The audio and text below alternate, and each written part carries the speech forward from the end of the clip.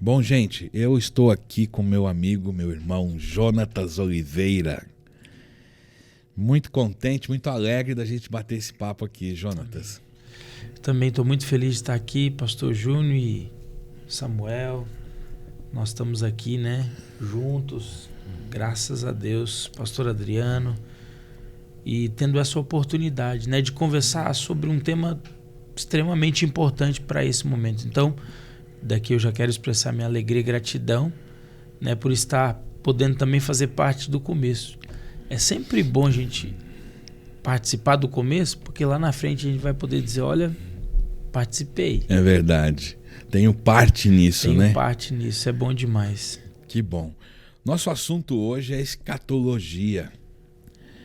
E aí, Pastor Jonatas, eu começo pedindo a você que, de alguma forma bem simples assim, para que os nossos irmãos e quem vai ouvir essa mensagem entenda, qual é o nosso panorama hoje escatológico? Escatologia é o estudo dos últimos dias, dos últimos acontecimentos, O que você diz para a gente a respeito do que nós estamos vivendo hoje? Olha, Pastor Júnior, vamos começar começando, A escatologia, o termo, de maneira muito simples, para nós, no português, a gente tenta inventar nomes ou palavras, uma espécie de neologismo, mas as outras culturas elas não são bem assim. Eles procuram, na verdade, não inventar, mas criar termos que possam se autoexplicar. Como a nossa teologia ela parte vem dos gregos, parte vem dos romanos, a gente tem muita influência do latim sobre nós. Então a gente tem a palavra escatologia, que seria, na verdade, o tema dos últimos dias. Para o nosso português, como a gente não tem essa cultura de realmente buscar o significado das coisas, a gente prefere importar. A gente importa carro, importa relógio, importa computador. Fica tudo mais fácil. E importamos a teologia. Então, não se deu um nome a não ser importar o termo escatologia. Muita gente hoje que não lê manual, o brasileiro tem mania de não ler manual, também não sabe o que significa. Então, basicamente é isso. Parte a palavra no meio, escatos significa, de fato, últimos, e está ligado a tema dos últimos, e logia, estudo. Então seria o estudo, o tema dos últimos dias.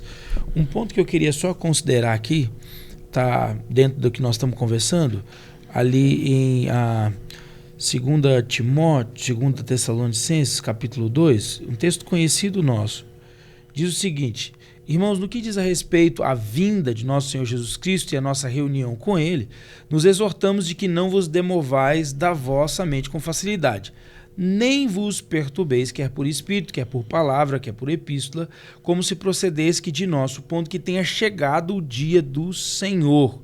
Isso é importante, por quê? Porque nos dias de Paulo já se dizia que não haveria vinda. E isso parece que é um negócio que hoje está todo mundo dizendo aí, desfaçam as malas, o reino é aqui. Então, esse tema de teologia sempre foi atacado. Da teologia, chamado escatologia, sempre foi atacado. E Paulo, ele cuida em escrever dizendo, olha, tem um povo passando por aí dizendo que a vinda do Senhor já aconteceu. E nós estamos vivendo um milênio agora. Opa, que coisa estranha. Paulo diz, não vos demovais com facilidade, nem vos perturbeis. Porque o cara estava pensando, fiquei. Já aconteceu. Já aconteceu. Aí ele diz, verso 3, ninguém de nenhum modo vos engane. Observe que Pastor Júnior, é uma linguagem extremamente intensa. Ele está usando figuras de linguagem, ferramentas aqui, dizendo, olha, ninguém de nenhum modo, É imperativo, Imperativo, e vos engane. Observe que está tudo no imperativo. Ninguém, de nenhum modo, vos engane, porque isso não acontecerá. E aí é o momento que a gente está observando nos dias de hoje. Sim. Que vem a apostasia e seja revelado o homem da iniquidade, o filho da perdição, que se opõe e se levanta contra tudo que se chama Deus ou objeto de culto. Então, nunca foi tão importante quanto nos nossos dias a gente trazer esse tema de volta. E o que me dá medo é a maior parte das igrejas dizendo não vamos falar sobre isso, porque a gente tem que falar sobre coisas mais importantes. Será? Te devolvo a pergunta. Será? E interessante, Jonatas, você pode dizer pra gente, pela tua experiência, por quanto você anda, não é, nas nações e aqui no Brasil, esse não é um tema abordado mesmo. Não é. As pessoas não querem falar sobre isso. Existem igrejas no Brasil, nós não vamos citar, que as pessoas, os membros, vamos dizer assim, os plebeus, eles são proibidos de ler o livro de Apocalipse. Uau! Existe regra, regimento interno em igrejas que ele pode ler até Judas. Quando chega em Apocalipse, ele não pode ler. A Bíblia dele acaba em Judas. Acaba em Judas. Meu Senhor. Isso, eu conheço uma situação assim. É medo, Jonatas? O que norteia uma decisão dessa? Qual é o fundamento para isso? A escatologia, ela pode guiar uma igreja na direção correta ou na direção errada. Por quê? Porque Paulo diz em 1 Coríntios 15, verso 19, se eu não estiver enganado, que se a minha vida se limita somente, a minha expectativa de vida, né? Se limita somente a essa terra, nós somos o mais miserável dos homens. Aí eu pergunto para você, de que vale teologia da prosperidade se a gente pensar para a eternidade? Nada. Porque Jesus disse que eu não vou levar nada dessa terra. Exato. Então a escatologia errada, ela faz com que nasça ervas daninhas no rebanho. Ela faz com que teologias como da prosperidade, do triunfalismo, do materialismo, do narcisismo, esses temas vão crescer. Quem foi Narciso? Um cara que morreu olhando para a imagem dele na água. Impressionante, não é? A igreja não está assim. Você é o espelho que reflete a imagem do Senhor. É. E eu não quero fazer... Me perdoe, né, o nosso querido... irmão, não vou citar porque o YouTube vai bloquear. Amém. Mas não é uma crítica à canção do irmão, mas uma crítica a algumas ênfases que estão sendo dadas hoje na igreja, nos púlpitos, que não deveriam estar sendo. O homem no centro. Autoajuda, materialismo, narcisismo. E o pacote disso mostra, ou aparenta, ou se revela, se manifesta como um evangelho intelectual. Um evangelho inteligente. Mas o meu evangelho, ainda que eu creio, gosto de estudar, você também, não é que a fé é burra, mas nós somos chamados para crer. Tem coisa que a gente não vai entender. E aí, a escatologia errada, ela cria um ambiente morno, onde essas bactérias proliferam. Para mim, a teologia da prosperidade é um dos maus do presente século. Onde a pessoa ela é tentada a lutar por um bem-estar que Jesus deveria disse o contrário, que ela deveria morrer e entregar. Quem não perder a sua vida aqui nessa terra não vai achar. Então a escatologia ela tem esse papel. Quando se proíbe isso, a gente perde a visão de eternidade. E esse é o mal. Você sabe, pastor Jonatas, eu já pensei muitas vezes em algumas declarações que a gente ouve, né? Então, para alguns, o céu e a terra é aqui. Né? Aliás, o céu e o inferno é aqui na terra. Exato. Então eu já estou no inferno para alguns e eu já estou no céu porque tudo que eu quero tem aqui, eu quero desfrutar aqui. Exatamente o que você disse. Perde-se a visão da eternidade, que pode ser passada com o Senhor ou num lugar de sofrimento eterno. O pessoal não tem ideia, né, do que é isso, né? O último verso de Isaías, ele nos mostra ali, né? Como que vai ser o inferno. E eles sairão e verão cadáveres de homens que prevaricaram contra mim, porque o seu verme nunca morrerá, nem o seu fogo se apagará. Eu quero saber onde, nessa terra, tem um lugar de fato, onde pessoas que não serviram a Deus, que prevaricaram contra o Senhor, elas estão agora sendo comidas de verme e não morrem. Exato. Isso aqui não é alegoria. Nem o seu fogo se apagará. Tem alguém sendo comido de bicho na minha frente? Cadê aqui na terra? Cadê? Tem alguém que está queimando por Vamos colocar por 1 ano. O cara tá queimando num fogo e não morre. Vivo. E eles serão um horror para toda a carne. A falta da escatologia tira o céu e o inferno da igreja. Tira. É impressionante como uma escatologia errada, como você disse, dirige a igreja para uma vida totalmente terrena, material e com o homem no centro. Né? O evangelho sem cruz. O humanismo, né? Exatamente, o humanismo. Né? Por isso essa ideia de estudar a escatologia. Eu aprendi cedo sobre a importância de nós entendermos o que vai acontecer. Né? A história que Jesus já deixou contada para nós na Bíblia. O Deus que mostra o fim desde o começo. Desde o começo, uau. Glória a Deus por isso. Né? Nós temos condições, somos o único povo que tem condição de saber o que vai acontecer por uma fonte confiável, provada, sem nenhum tipo de erro ou dúvida, para poder encaminhar a nossa vida. É verdade. A escatologia é algo maravilhoso. Não é? Maravilhoso. E capaz de nortear como uma bússola, né? Exato. Essa nossa jornada Exato. que nós temos pela frente. É. Me deixa, assim, por um lado triste, por outro com muito temor em ver a liderança, né, corrompida. É Sim. mais fácil. É mais fácil, né? Vamos deixar o povo alegre aqui na terra, né? Pão e circo, né? O bezerro de ouro, né? Bezerro de ouro. É a bênção, né? O que o povo, uma grande parte hoje quer, a bênção de Deus, mas não o Deus da bênção, né? É mais fácil ouvir a mensagem, né, do que buscá-la, né? O povo disse para Moisés o episódio, né, lá do bezerro, o contexto, né? Por que tudo aquilo aconteceu? Deus fez um convite, né, para toda a nação, para todas as tribos. Ele fez um convite. Disse: olha, sobe o meu evangelho, a minha palavra, a minha presença, a minha glória. Hoje a gente tem até medo de usar alguns termos, mas eu vou usar um termo mesmo que depois mal interpretado você corrige se é melhor em terminologia. Mas o evangelho, ele é inclusivo, ele é condicional, mas ele é inclusivo. Agora, até falar a palavra inclusivo hoje está complicado. Hoje está complicado. Mas observa que o Senhor, ele incluiu, ele possibilitou, ele condicionou. Ele disse para todas as tribos de Israel: olha, subam, consagrem. Eu só quero o seguinte: consagrem 3 dias. Busquem 3 dias. No 3º dia vocês vão ver a minha glória. Vocês vão subir o monte, vocês vão estar comigo. Eu quero 3 dias de consagração para a vida de vocês nunca mais ser a mesma.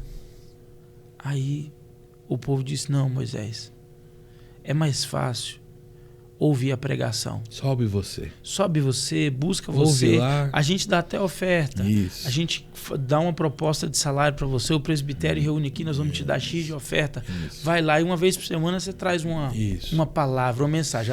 A gente quer uma palavra boa. A gente quer que você se dedique. A gente quer acreditar. Fica bom. A gente quer acreditar que você, Moisés, está realmente buscando a Deus. Isso. Mas se tiver, a gente garante o que você precisa.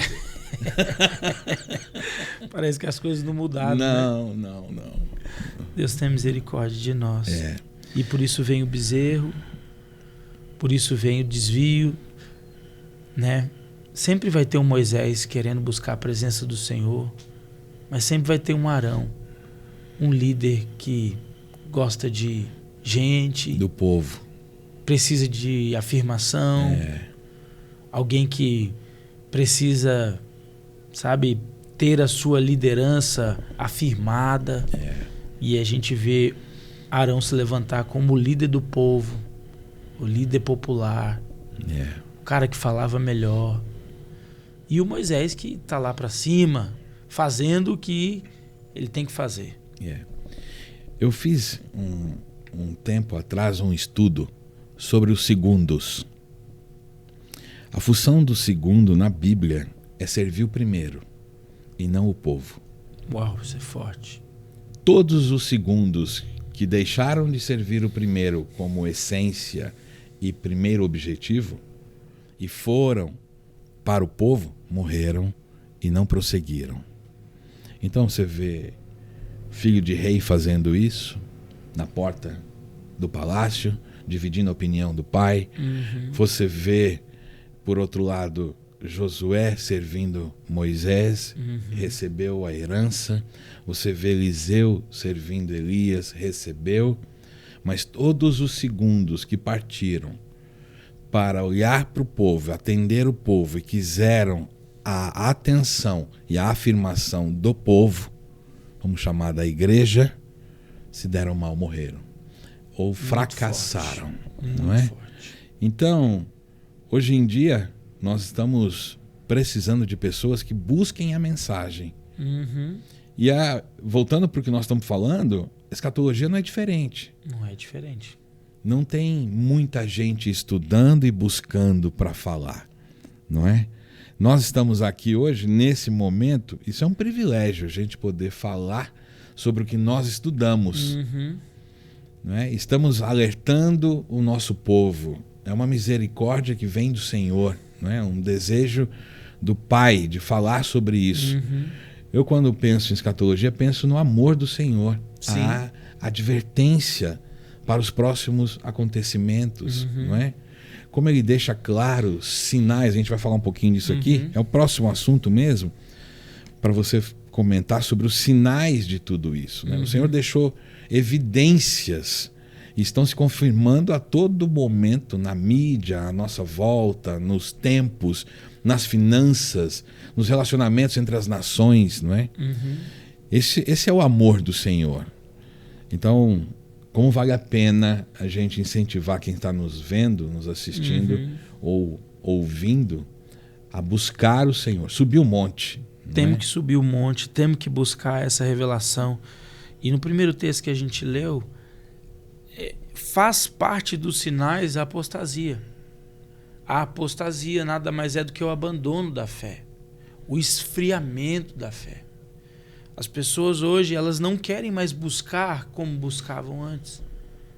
Qual foi a última vez, você ouvinte, você que está nos ouvindo, que você fez um jejum? Mas um jejum não querendo uma resposta imediata, mas um jejum pensando na sua vida espiritual. Não um jejum assim, eu preciso de uma resposta, eu compro o carro, não compro o carro, vou fazer um jejum. Mas um jejum com o objetivo de um crescimento espiritual. A minha pergunta é, qual foi a última vez que você fez isso pela sua vida espiritual? Exato. Observemos que cada vez nós estamos mais práticos e menos espirituais.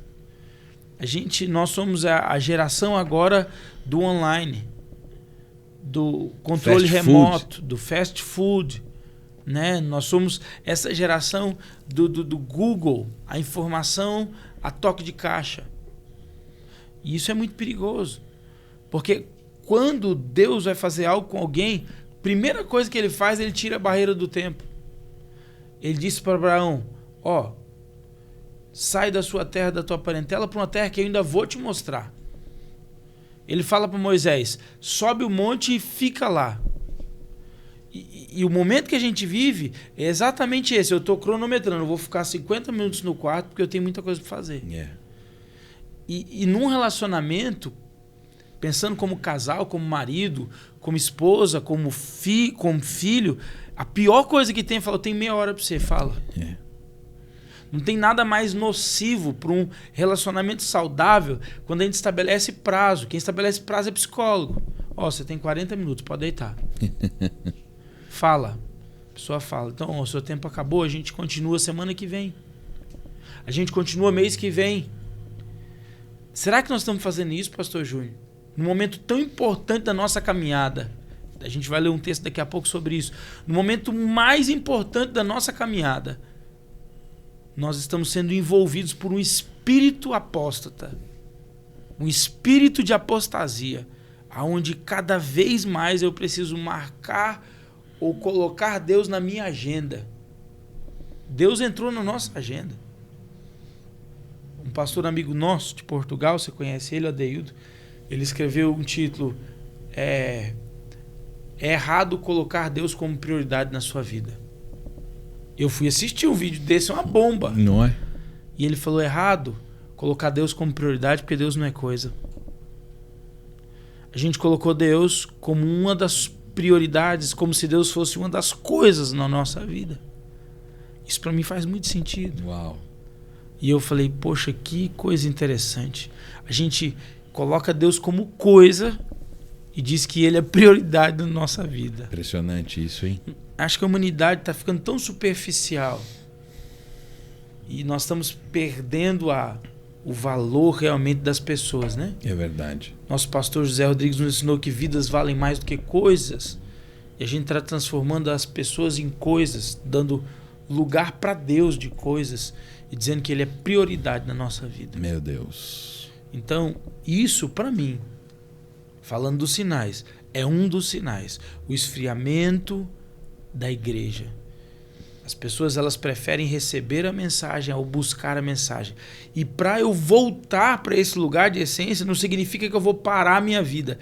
Mas a primeira coisa que eu vou ter que vencer é o meu calendário, é a minha agenda, são os meus compromissos. Porque se realmente nós queremos, você sabe disso, se a gente quer uma revelação, sim, eu não tenho como produzir isso como numa empresa. Não. É muito inspirativo. Ninguém está apto para pegar e vou escrever um livro agora. E escreve todo ele de capa a capa. Não é assim. Quando você vai escrever, eu tenho alguns livros, você também é escritor, você percebe que precisa haver uma inspiração. Por exemplo, o livro Apocalipse, puro e simples, me tomou 15 anos de uma caminhada. Então. São 15 anos remoendo, ensinando, depois de ensinar, respondendo perguntas, depois de responder perguntas, readequando. A aula que nós tivemos ontem com o pessoal, sim, quando você terminou a aula, nós terminamos a aula, eu tive que incluir um slide na minha aula. É ou não é? É. Essa manhã eu estava com um grupo de 160 pastores que eu cuido e terminou a aula que eu dei, o material está pronto, é uma releitura de um material que tem 10 anos, mas eu terminei uma aula reavaliando pontos. Porque se eu tiver que ensinar a próxima vez, isso cresceu, não diminuiu. E no relacionamento com Deus tem que ser assim. Eu não entendo por que nessa fase final, ao invés de estar mais maduro, nós estamos mais verde. É, impressionante isso, hein? Isso para mim é um sintoma. A apostasia é um sintoma. O segundo sintoma é Israel. Israel é o relógio de Deus. Goste ou não goste, Israel é o umbigo do mundo. Está no meio. Deus escolheu aquela terra. Deus escolheu aquele povo. Isso não tem como mudar. E tudo por causa de uma promessa que ele fez para o Abraão lá atrás. O pai. O pai. Ele mostrou o lugar. Primeiro ele falou, sai que eu vou te mostrar o lugar. Ele vai e mostra o lugar. E depois ele ainda mostrou o altar. Porque a terra ele mostrou quando chegou em Canaã. Mas o altar ele mostrou quando ele gerou Isaac. Gente, eu não tenho dúvida. A terra é Israel, a cidade é Jerusalém e o altar é o templo. E não adianta discutir com Deus sobre isso. A gente quer escolher. Mas porque dele, por ele e para ele são todas as coisas. Romanos 11. Exato. Então, é um sinal. É um sinal.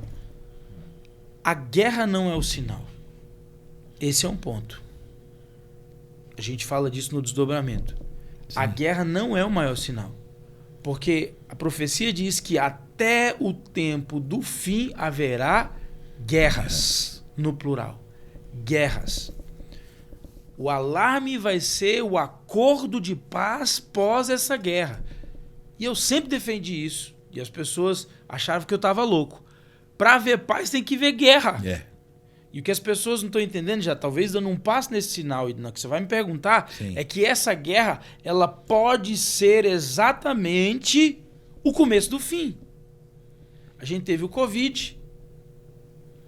Concorda comigo? Sim. Como um contraste. Como uma contração. Perdão, como uma contração. Um parto que está para acontecer. O parto está para acontecer. Teve uma contração. A mulher vai dar à luz. Dores. Dores de parto. Depois, o que a gente tem nesse processo? Nós estamos assistindo aí as nações se movimentarem.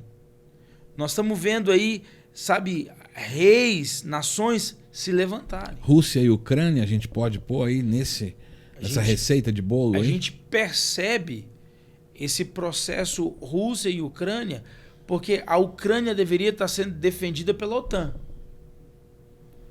Né? Sim. E a Rússia, ela é o polo negativo. Porque os Estados Unidos é o polo positivo. E a Guerra Fria nunca acabou. Só na cabeça de alguns que a Guerra Fria acabou. A Rússia continuou com uma energia negativa, e aí eu não estou depreciando os russos, mas colocando de maneira... Polo contrário. Vai. Polo contrário. Por que eu chamo de negativo? Porque está lutando contra Israel. Certo. O antissemitismo é algo negativo. Porque se Deus escolheu um povo e diz, abençoa quem te abençoar e amaldiçoa quem te abençoar, como é que eu vejo um comportamento desse como positivo? É. Então, não julgando os russos, mas o comportamento negativo. Isso é negativo, é maldição. E do outro lado, um comportamento positivo de abençoar aqueles, né, que estão abençoando Israel. Abençoarei os que te abençoarem. Então, sim, seria uma segunda contração. Rússia. Observe que a dor vai aumentando. Porque depois de Rússia a gente tem a terceira contração, que agora é Israel e Hamas. Eu nem diria Israel e Palestina. Não, sim. Porque se a gente analisar a palavra Palestina, é todo Israel. Palestina não significa que o território de Israel é da Palestina. Palestina significa terra seca. Esse é o significado de Palestina. E tem um monte de gente falando besteira na internet. Uhum. Ah, eu acredito. Não. A Palestina é simplesmente uma expressão terra seca. E toda aquela região é conhecida como Palestina. Terra seca. Terra seca. E agora, certo é que nós temos documento. Nós temos um Antigo Testamento que comprova as dimensões da terra que não estão na mão de Israel. É o cartório espiritual. É interessante, é o né? Antigo Testamento, porque tem a demarcação. Eu acho que essa é a terra. única escritura que é rejeitada desde o princípio. Impressionante. E é a mais poderosa de todas. É a mais poderosa. Os cartórios deviam avaliar isso. Não é? Mas esse povo aí fica lutando contra a verdade. Sempre vai ser assim, mas tá chegando o fim. A conta vai chegar, não vai? Vai. Tem uma terceira contração. E aí, eu vou concluir esse raciocínio, porque a gente está falando de Israel como um dos sinais para o fim. Primeiro, que eu citei, foi a apostasia. Segundo, é Israel como o relógio de Deus. E o terceiro, que eu vou citar, ele amarra essa história e volta para o texto que nós estávamos lendo. Porque é o seguinte, se Israel é o relógio de Deus, significa que uma hora ele vai tocar o alarme. Só que o alarme da profecia nunca foi a guerra, foi a ausência da guerra. E aí entra o terceiro, e eu não sei se é exatamente agora, nessa ordem, a contração. Porque o texto que nós lemos no começo de 1 Tessalonicenses 2 diz que não vai acontecer sem que haja apostasia. É o que nós estamos vendo, esse esfriamento. A gente usou uma linguagem alegórica dizendo eu prefiro a mensagem, eu prefiro o mensageiro do que a mensagem. Exato. Então, apostasia. Só que o anticristo tem que aparecer. Israel é o relógio. Eu não estou esperando o anticristo. Esse é um componente importante da gente falar aqui, hein, Jonas? Vamos falar. Por quê? Porque se tiver guerra, crise econômica, né? Nós estamos vendo os Estados Unidos estão pendurando na chuteira. Uma coisa interessante é que não é fácil ser a nação mais poderosa do mundo. Não. O pessoal acha que é simplesmente... Esse dia eu estava vendo um comentário, o cara dizendo a China está chegando para ser o mercado que mais vai assumir a economia mundial. Assim, é quase assim, o homem virar macaco e o macaco virar homem. Porque tem que mudar a cultura. Para você ser ou ter a moeda que domina o mundo, você tem que ser consumista. A China não é consumista. A China vende. Quem vende geralmente não quer comprar muito. Ele quer vender. Ele quer acumular o dinheiro, não gastar. E quem você percebe na cultura, se você visitar a China e Estados Unidos, você vai perceber. Você vai entrar numa garagem, numa casa de um americano, você vai ver que não tem carro na garagem. Os carros estão na rua. Tem 4 carros na rua, porque não cabe na garagem deles. O cara tem que ter 4 carros, 5 carros. Você vê a economia, o nível, precisa disso para se manter. Senão a moeda quebra. Então, é igual dizer que o homem vira macaco, o macaco vira homem. Não tem como. É perto? Parece. Parece China, os polos, parece, mas não vai ser nunca. Mas o ponto que eu queria colocar, os Estados Unidos agora, nem querendo, estão conseguindo consumir mais. Porque eles estão gastando eles estão estourando todos os limites. Em 2008 a gente teve um bug imobiliário, uma bolha imobiliária. Descobriram que a cada uma casa existente tinha 5 que não existia dinheiro para pagar elas. De repente a bolha explode. Como assim? Você comprou uma casa é real, você tem 5 casas, mas não tem dinheiro dessas 5 casas em canto nenhum. Nada. Você sabe disso, a gente não inventa dinheiro. Não. Os Estados Unidos está na mesma situação agora. Pessoas estão morando dentro dos carros. Eu vi. O cara não tem dinheiro para pagar $2.400 num apartamento de 40 metros quadrados. Uau. $2.400 em real é R$13.000 para morar num cubículo. O cara não tem dinheiro. Agora imagina quanto custa uma casa de 5 quartos. O cara vai morar num carro, ele consegue financiar um carro e pagar $500 por mês. Então, ao invés de pagar aluguel, ele paga $500. Ele anda no carro, de noite ele dorme no carro. Aí de manhã cedo ele dobra as cobertas, bota no porta-mala e volta para dentro do carro. Essa é a real situação dos Estados Unidos. Uau. Hoje. Tem estados que se prepararam dizendo que é proibido morar na rua. Porque eles não sabem. Em Nova York, o centro de imigração de Nova York está um caos. Um caos. A mídia daqui não vai mostrar isso. Está um caos. Tudo isso por defender valores da esquerda. Na Califórnia, você pode roubar até $900, que não é crime. Meu Deus. É aquela história que ele diz que você pode roubar um celular para tomar uma cervejinha, só que acho que a cervejinha nos Estados Unidos é mais cara, custa $900. Bem mais cara. É a mania de importar que a gente falou no começo, né? Importamos a teologia, agora os caras estão querendo importar a política. Dá nisso. Mas o ponto é, crise econômica e uma guerra vai precisar de alguém para resolver esse problema. Tem que vir um salvador. E aí o texto que nós lemos diz, olha, não vai acontecer sem que antes venha o homem da iniquidade. Entende isso? Então a guerra de Israel, ela é um alarme? É. Mas a resolução dela vai ser o maior alarme. Como esse conflito provisoriamente, por 3 anos e meio, ele vai cessar.